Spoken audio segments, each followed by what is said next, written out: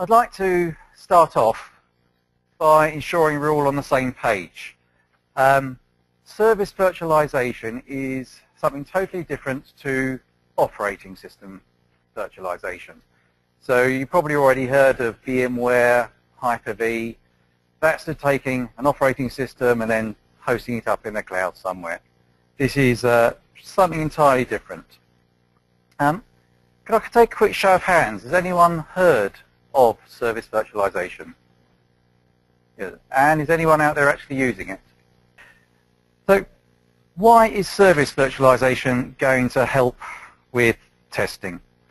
Well, today's IT systems can be very complex. Your system under test may be connected to third-party systems for which you have no control of data or perhaps availability. Systems that may not even be developed yet. Maybe connecting up to expensive mainframes that has its own limitations. Or perhaps you need to schedule access to systems which have limited availability. And all of this is going to limit your time that you have available for testing. Take a banking application, for example. Well, the day of the monolithic single application has long gone. And I'm sure you're quite aware that they're made up of several independent systems. Of course, it's impossible to test them all at the same time. So how do you start? How do you start to test these systems? Well, hopefully some level of developer level testing has already taken place. Maybe static analysis, unit testing, code review, etc. Just to check that the developer is implementing something in accordance with their documentation. But how can you as testers start to test the APIs when other dependent systems are unavailable? It is of course possible to mock these up, get a friendly developer to put together something very simple that's going to respond to your systems, but these then become part of test artifacts. They require maintenance in their own rights, and you're fighting for resources when those developers should be spending their time actually writing the main application, not helping stand up the testing. If you've got something like service virtualization providing that test environment, even when no code has been written, you can start to write your own tests because you've got something there to fire things against. It might not be real, that's why it's called service virtualization. As components come online, they can be used to replace the components which have been virtualized. So now you're testing the real stuff, and hopefully you'll be getting the same results from your real components as you did from your virtualized ones. And it's easier to set up negative testing with virtualized environments, so you can preload your environments with the negative data to cause that particular failure that you want to test. Try doing that if you need to access a third-party system and tell them to put on some dodgy data onto their system. Unlikely to happen. So finally, you end up with your complete system. Each component, hopefully, fully tested. So what drove Parasoft into providing software service virtualization? Well, we've been developing API testing tools for many years and got a large customer base. So we asked our customers to complete a survey. And it transpired there as a number of contributing reasons. So what was really making them suffer and delay their testing? The cost of licensing for these test environments, third-party fees. People are being charged per transaction when they're accessing a third-party system, even when they're only testing. Cost of hardware. Some systems are just too complex to recreate for yet another test environment. And time. It transpires that A typical application has 30 dependent applications. And of those, only 6 are what we would class as trustworthy. Now, by trustworthy, I mean you've got some level of control over the data. You might struggle to get a testing slot on some systems. But I'm sure I probably don't need to tell you guys about that. Then it came on to the configuration of that test environment. 30% of the testing time was typically being spent in configuring that test environment. And even after all that configuration, they only had enough time to run through 50% of their pre-configured test plan. So they weren't getting from start to finish, and releases were going out there only half tested. What also came out was that only about 20% of a dependent application was actually required for you to for the interaction to your system under test. So you're actually spending 30% of your time standing up a test environment of which you're only going to use 20%. Basically, the maths weren't adding up. The next issue was one of timeshare. Now, today's more larger, complex environments, basically they're so complex they have to be shared with other teams. And we're finding that they're only getting slots, blocks of 4 hours in which to do testing. And then about 4 hours, 30% of that was being spent in configuration. So the testing time was reduced further. So to summarize the survey results, a lack of available systems is reducing the testing time. Developers were also suffering the same problems, and they needed access to these dependent systems earlier in the life cycle to help them with their development. Configuration of the test environments is just too complex and was eating up the testing time, and failure to complete the test plans was increasing the risk of application failure. So, now for some answers. How is service virtualization going to help address these? Well, first of all, it's not a golden bullet, and there are some systems which don't need service virtualization. If you've got an internal web app sitting on a Tomcat server, then you would still perhaps continue to use VMware type apps to host those. But if you're talking about things involving message queues, mainframes, third-party systems, those requiring extra licenses, then service virtualization is going to be the answer to those. So what does a virtualized service handle? Well, these are just some of the protocols and message formats which at least Parasoft Virtualize can handle. And this isn't a definitive list. What you should be looking for is tools which have open APIs to enable you to extend this. For instance, we're on a proof of concept project and they wanted support for, I don't know, anyone heard of Google Protobuf? No, nor would I. And one person at the back. And this was a large high street bank, and they're using this Google Protobuf and they wanted support. So within a week it was added, and there's just no room on this list. For the embedded engineers amongst you, if your systems are talking with some binary protocol over an IP stack and you need to get a response, virtualized systems also work for you. So how do we create a virtual asset? Well, there's essentially 3 ways you can do it. The popular way is from recorded traffic. So if you've got an existing system, an existing regression suite, we can create it from traffic that's recorded from that. If your architects have defined a service which has something like a WSDL or WADL file defining the interface to that web service, we'll create a virtual asset from that. Or perhaps your architect just gives you documentation and he says, well, here's my sample XML request message and this is some sample XML for the response. We can create a virtual asset around that. And then we add in the bells and whistles around it. So taking a typical workflow for creating it from traffic. So we don't care what the test client is. So I'm not here to sell you SOA tests just so you can create a Parasoft virtual asset. No, it could be SOAP UI, it could be a person, we don't care. You've got your application under test, communicating to your external systems. So what we do is define monitors, or proxies as another name. And they can be set to record traffic.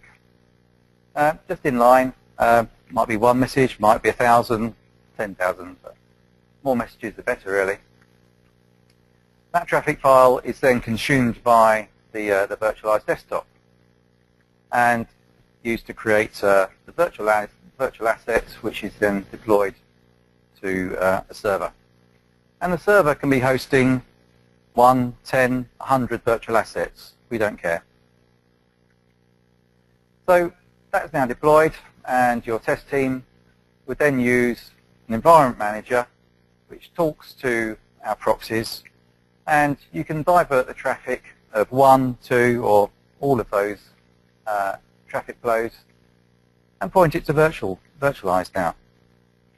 So now Virtualize is responding to your system under test, just standing up that test environment instead of having to configure your mainframes, your databases, etc. So what's inside a virtual asset? Well, you're not going to have to be a developer. You're not going to have to be a Java developer, a C++ developer, or anything like that. Yeah, some scripting may help at some point, but only a very small percentage of the time. What we do have is what we call a responder correlation. So this is looking at something in that incoming request. It might be a parameter on a REST query. It might be part of the XML body. Something that identifies that message to the artifact which is going to be responding to it. Then we have data source correlation. That looks at the data in that incoming message. So it might be your account ID. It'll then do a lookup in a data source and look for the rest of the data which will be used to parameterize that response. Of course, you've got the response message there. And the transport configuration. So whether this is an HTTP endpoint, some queues for JMS, MQ, etc. So these four will create the basic virtual asset. Of course, you can then extend this. So if your messages take timestamps, you don't obviously want to use the timestamp, which is the recorded time. So we've got some little tools in there to create a timestamp now, a timestamp plus 2 business days, etc. So that's all automated for you. Performance profiles. Now, something like Virtualize is just going to go, I've got a message, right, I'm going to respond. And in fact, one of the first deployments, the customer was going, hey, this virtualized system, it's breaking our systems. So we said, well, no, it's actually it's responding quicker than your systems can handle. And that was a defect in its own right, they found out. So we have performance profiles to have the normal response time. What happens if we take a long time to respond? What happens if we take a shorter than expected time frame to respond? But I have multiple data sets. So might have your recorded data set, which you've just got from the traffic. But I now want to tweak that, put in some negative data. Now, what happens if somebody requests a loan, but they don't have the rights of amount of money? So you can play about with the data and select that from Environment Manager, which data set you're going to use. Say data extraction tools. So what sometimes you want to do is chain events together. So we'll take some information out of an incoming request to paste into the response, or to perhaps persist that data. So I'm doing an account balance inquiry, and I send back $1,000. My next test case does a deposit for $10. Now, do I want my balance inquiry to respond with $1,000, or have been updated to send back $1,010? So we should be able to deal with persistence in that virtual asset. So I'm going to go through a little demo.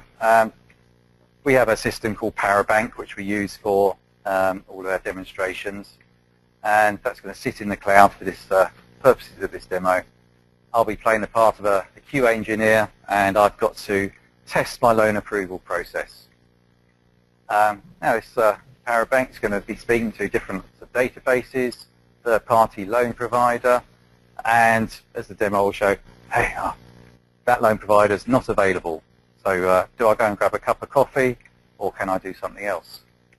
So we use Environment Manager, and this will show us that, yes, indeed, the end service isn't available, that's offline, and allow us to reconfigure Parabank to speak to perhaps either a different loan provider, a live service, or a virtual asset. Hopefully this is a recording, which I'll then try and speak along to. Let's play. Okay, so first of all we have Environment Manager, and this is where we draw a pictorial diagram of what our system looks like. Of all the different components in that system. So we've got our client there speaking to the system under test, which is actually Parabank, which in turn speaks to databases and our loan processor. So going into my application, request a loan, 1,000 and down payment at 10, and something's not right, not getting a response. So what's going on here? I can have a look back in Environment Manager, and we'll see that actually the loan processor that we're using, the endpoint's currently offline. So what do? Do I get somebody to reconfigure my system? I've got a drop-down list. I can select which system I want. So there's a different live system available which I could use. So I'll just click Provision. This is going to communicate with our proxies, reconfigure them to speak to a different endpoint. I can come back in and continue my testing against a different live environment. So very fortunately I've got approved for my loan there by Wealth Securities Dynamic Loans, but perhaps I want to do some negative testing. What happens if I get declined? So I'm going to switch to my virtual asset where I've played about with the data. It's now reconfiguring the proxies and enabling the virtual asset.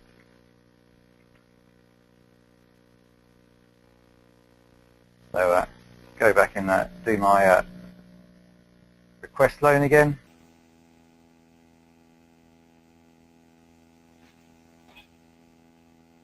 And you see that I'm a bit tighter with my money. So Thompson Loans has declined this, saying that I don't think you're a good risk. So I'm going to decline that for you. So how easy is it then to reconfigure this data? Let's wait for my recording to catch up with me. So I'm going to have a look at the data source I'm using. Eventually.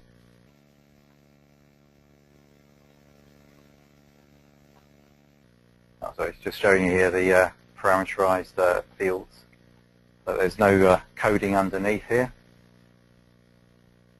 Not trying to give you any smoke and mirrors.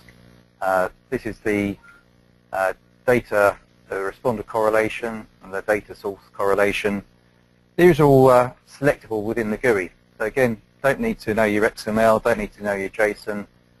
We parse all that out and just give you the GUI to interact with.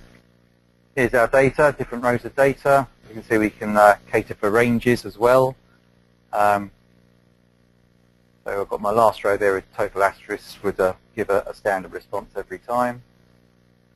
Then I'm going to have a look at the response for some of those key fields.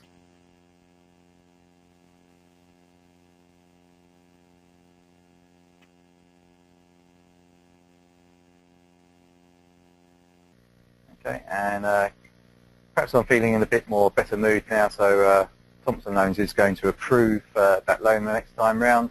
So just update that data, and I'll go back, re-request that loan.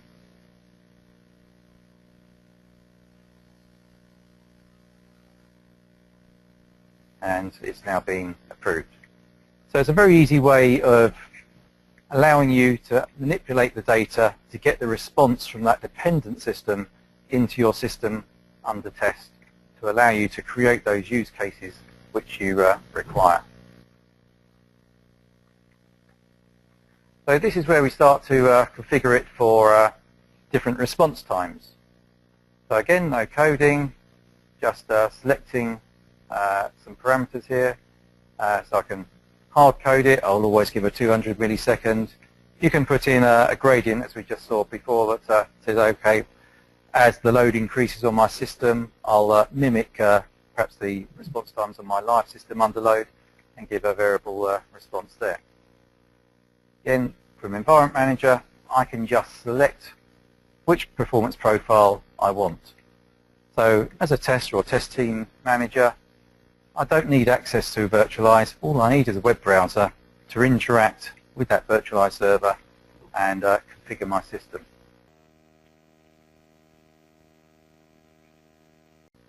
And although this is interacting with our own proxies, if your system requires configuration through putting a certain configuration file from A to B, that's no problem. We can FTP that. If it requires us to go onto a web page and push a button over there, we can do that.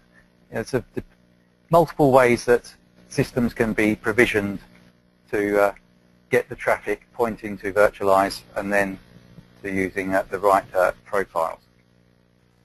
So we often get a little pushback saying, well, we've got a development team. I'll get my developers to create some of these virtual assets, just knock up a bit of code. But what we find is that these tend to be, this out here, they're brittle, no reuse. It's hard to get those resources to make the changes as and when the application changes. People lose the knowledge about what is in those particular stubs, coding stubs for your environment. And there's no easy way to manage that with something like an Environment Manager. Service Virtualization, on the other hand, yes. Right, okay. Pretty quickly move on. Right, Service Virtualization does, of course, cost money. However, it gives you a much easier environment to work with. No coding required. And as for speed, well, if you go onto YouTube and look for 30-second demo of Parasoft Virtualize, that is how long it took to create that loan approval process virtual asset, 30 seconds. Who creates a virtual asset? Well, a developer might create a basic one using Virtualize during the development process, hand that onto a tester or a virtualization subject matter expert to fill it out a little bit for later use and production testing. So in summary, using something like Service Virtualization is going to reduce your time for configuration of these assets. We've got it all captured. We just use drop-down boxes. It's going to lower your hardware costs. We've got one server there rather than multiple servers for application A, application B, whatever. You could have 100 virtual assets sitting on the same server. Now, unless you're load testing them all at the same time, we don't care. And you can host this on a laptop or a 64-core processor sitting in the corner. The hardware is really the only limitation. No licensing costs outside of the Parasoft system. So if your system is going to be using WebSphere, well, we're not actually using WebSphere anymore, so no licensing concerns there. Comes back to the shift left. You're starting your testing earlier. That is the shift left. It's moving it to the left-hand side. And increasing productivity because you're not having to have so many cups of tea whilst you're waiting for somebody to go in and configure your environment, complain to your manager that something isn't available. Thank you very much for your attention.